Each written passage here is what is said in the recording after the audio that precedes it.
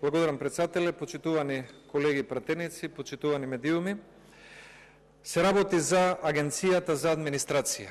Агенцијата за администрација, како што и претходно зборев за комисијата од втор степен која што одлучува за работни односи, е извршен орган во рамките на владата, која што одлучува за целата администрација.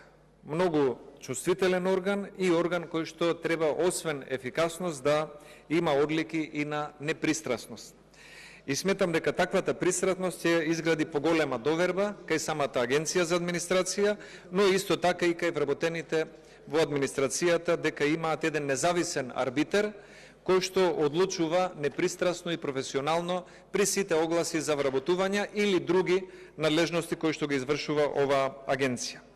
Затоа, со членот во ставот 2 од членот кој што го предлагаме за измена и дополнување на овој закон, предлагаме Собранието на Република Македонија по однос на именувањето и разрешувањето на директорот кој што раководи со Агенцијата за администрација, тој да се именува, односно разрешува со двотретинско мнозинство од вкупниот број на пратеници.